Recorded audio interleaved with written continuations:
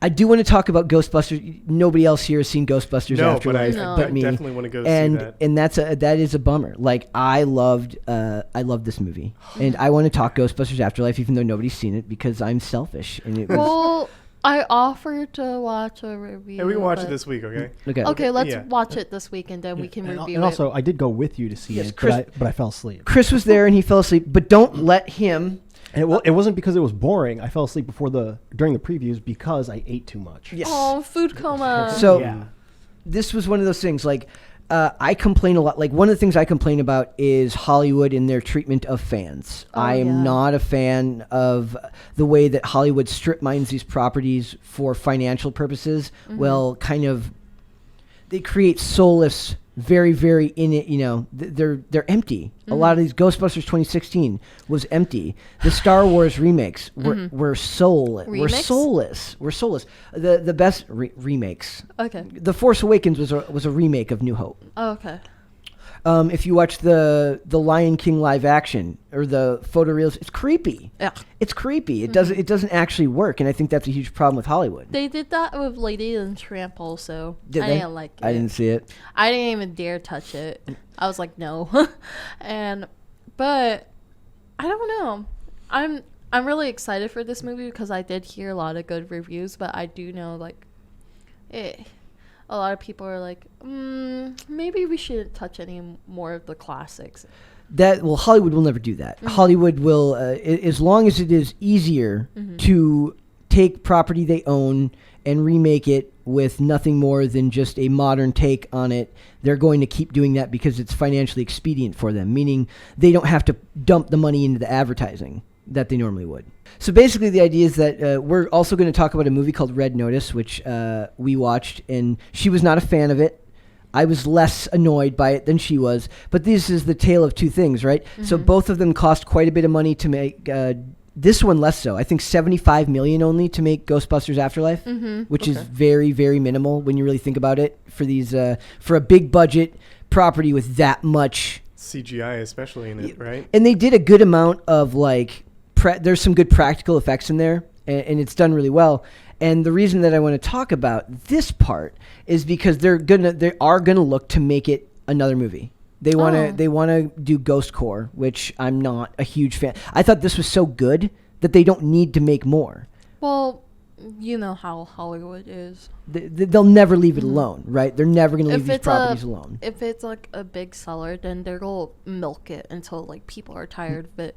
But do explain what Ghost Core is. Okay, so basically they're going to want to do Ghostbusters in every major city, right? So it's franchisable. Oh. And the bummer of that is I watched a couple of reviews on this movie that did kind of change my opinion on it. There's definitely things they could have done better. Basically, this movie was directed by Jason Reitman, who is Ivan Reitman's son, and Ivan Reitman was the original director of the first Ghostbusters movie.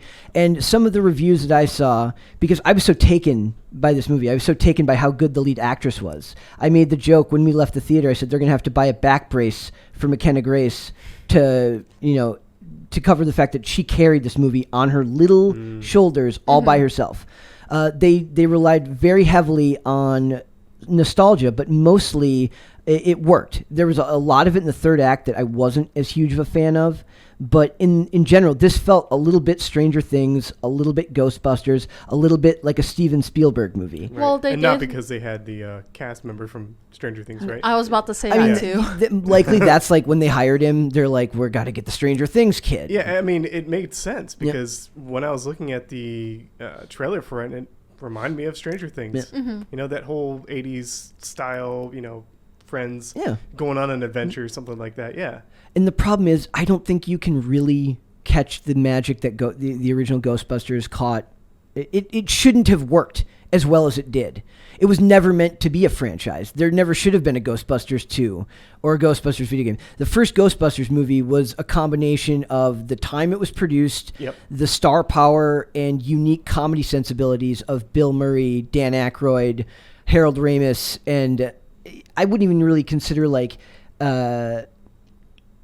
what's his name? Eddie. Ernie Hudson. I wouldn't even really consider him much of a comedy actor. But the other two, especially Aykroyd and they're comedy guys, right? Yep. But this movie wasn't played as the original Ghostbusters wasn't played as a comedy. It's played as kind of like a sci-fi adventure mystery that just happens to have really funny comedic elements, and that's different than making a comedy.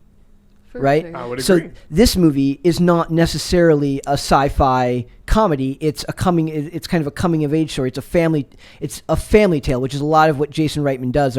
He tells stories about families, and he does that really well. So I understand why certain people didn't like it, because it didn't feel like a Ghostbuster except for all the fan service with the, putting the old cast back in, having all the elements like the proton packs and everything. Like, you could have very easily made this a new movie, I think, and marketed it differently as something, make it about ghosts, make it about beating ghosts, but you can make a lot of small changes here, and then it's not a Ghostbusters movie. Yeah, I guess. Yeah, I see what you mean. So maybe stay away from the fact that you wanted to go for a Ghostbusters like franchise, but just make it about something else completely.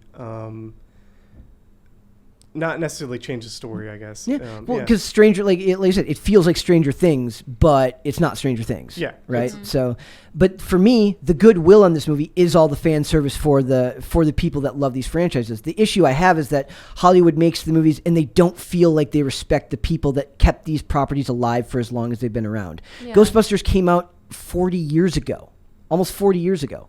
And it's still culturally relevant today. And that's because of dedicated fan bases. So when these companies, when these movie studios create soulless reproductions that have no respect for the fans, you have to find a middle ground there. It has to both respect the fans and be its own property. You mean like the 2016 version of Ghostbusters? We don't speak of that here. Okay, we don't speak of 2016. But it needs to be its own thing, and it also needs to be respectful of the original. Why would you even want to do that when you could just make a new movie? I don't know. It's just... I don't know. Like, I really don't like it when Hollywood touches the classics and remakes it. Yep. But sometimes it could be good. Are there any that you do like? The Thing. Really? Yeah. Okay. Yeah, I mean... Wait, what's The Thing? Okay, so the original Thing was made in 1980s, something like that, and it had Kurt Russell. It was a great movie. I mean, geez, some really good effects that they did back then. And then they did a kind of a prequel in like 2011, right? And that was the original encounter with the Thing before the Thing got to the American camp. So it was like the Thing was, I guess, attacking the Who made Swedish the original? Was the original Stephen King a book, right? It's a Stephen King book. Yeah. Okay. What is the Thing? Exactly. Yeah, exactly. Exactly. Okay. There's billboards all over New Mexico and Arizona about the Thing, and you can go see it. Wait, is it that mummified thing? Yeah, it is. Oh. So it's a mummy. Maybe. We don't know. Are there any remakes or anything that you've actually found worked really well? That I can... Not really. Like... You're also pretty young. Like, oh, this one segues into what we were talking about earlier. What about the Texas Chainsaw Massacre? Oh, well, they don't get that reference. No, they don't. Unless Okay. they watch the so vlogs. her boyfriend looks just like the boyfriend of Jessica Biel in Texas Chainsaw Massacre. oh man. So If only we could just insert like a picture of him right here. You do not have the permission Yeah. to do that. I've never seen the remake of Texas Chainsaw Massacre. oh wow. I've only seen the original, and even then, I'm not a huge horror. Arlie Ermy is like fucking. Well, sorry, he was really good about it. Yeah. Freaking sorry about that. I've never seen. Yeah, Duckin'. He I'm said not. duckin'. I'm not a huge horror fan. Like, I love the '90s slasher movies, but that's part of growing up in that era. Yeah. So- yeah, I know That what is you mean. true. Because, like, horror is, like, you just have to be a certain type of person to like it. Like, it's the same thing, like, how women like criminal mysteries and, like, murder mysteries, too. It's just, like, you have to be a certain type of person. What, women? Yeah, women really like it, apparently. Did you know this, Brian? I don't know. Well, like, I was thinking women like 50 Shades of Grey, and no, in The Notebook, no, they don't like those. It's just it's fake news. They don't actually like those. I don't think that's accurate. I don't know. You have to be a certain type of woman for that. Okay. And women. Well, we're not going to make the women jokes right now. We've got